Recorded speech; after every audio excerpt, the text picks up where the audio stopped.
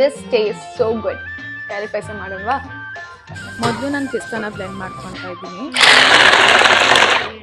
ಮತ್ತೆ ಈಗ ಕ್ಯಾರೆಟ್ ಹಚ್ಕೊಳ್ತಾ ಇದ್ದೀನಿ because we are making carrot. ಮೊದಲು 2 ಸ್ಪೂನ್ ತುಪ್ಪ ಹಾಕೊಳ್ಬೇಕು, ಡ್ರೈ ಫ್ರೂಟ್ಸ್ ಹಾಕೊಳ್ಬೇಕು, ಕ್ಯಾರೆಟ್ ಹಾಕೊಳ್ಬೇಕು. ಈಗ ಇದನ್ನ ಚೆನ್ನಾಗಿ ಫ್ರೈ ಮಾಡ್ಕೊಳ್ಬೇಕಾಗುತ್ತೆ. ತುಪ್ಪದಲ್ಲಿ ಚೆನ್ನಾಗಿ ಫ್ರೈ ಆದ್ಮೇಲೆ ಈಗ ಸ್ಟವ್ನ ಆಫ್ ಮಾಡ್ಕೊಳ್ತಾ ಇದ್ದೀನಿ. ನೆಕ್ಸ್ಟ್ ಸ್ಟೆಪ್ ಬಂದು ಪ್ರತಿಯೊಂದನ್ನು ಕುಕ್ಕರ್ಗೆ ಹಾಕೊಳ್ಬೇಕಾಗುತ್ತೆ. 1 ಲೋಟ ಹಾಲು ಹಾಕ್ತಾ ಇದ್ದೀನಿ.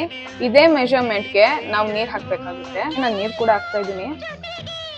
ನಾವಿದನ್ನ ಈಗ ಕುಗ್ಸ್ಕೋಬೇಕಾಗುತ್ತೆ. ಅಟ್ಲೀಸ್ಟ್ 2 ವಿಷಲ್ಸ್ ಹಾಕ್ಬೇಕು. ಏಲಕ್ಕಿ ಕಾಯಿ ತಗೊಳ್ತಾ ಇದ್ದೀನಿ.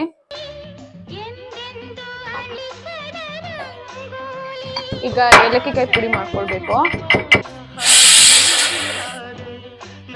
ಈಗ ಕುಕ್ಕರಿಂದ ಎಲ್ಲ ಕ್ಯಾರೆಟ್ ಡ್ರೈ ಫ್ರೂಟ್ಸ್ ನ ಹಾಕೊಂಡು ಇನ್ ಮಿಕ್ಕಿದ ಹಾಲನ್ನ ಕುಕ್ಕರ್ ಅಲ್ಲಿ ಬಿಡ್ಬೇಕು. ಸ್ವಲ್ಪ ಹಾಲು ಹಾಕೊಂಡು ರುಬ್ಕೋಬೇಕಾಗತ್ತೆ. ಗ್ರೈಂಡ್ ಮಾಡ್ಕೊಂಡಿರೋದನ್ನ ಪಾತ್ರೆಗೆ ಹಾಕೊಳ್ಬೇಕು. ಹಾಲು ಹಾಕೋಬೇಕು. ಸ್ವಲ್ಪ ದಿನ ಕುದಿಯಕ್ ಬಿಡಿ. 1 ಕಪ್ ಅಷ್ಟು ಸಕ್ಕರೆ ಹಾಕೋಬೇಕು. 3 ಸ್ಪೂನ್ ಅಷ್ಟು ಸಪ್ಪೆ ಕೂವ ಹಾಕೊಂಡಿದ್ದೀನಿ. ಕ್ಯಾರೆಟ್ ಪಾಯಸ ರೆಡಿ ಆಗಿದೆ.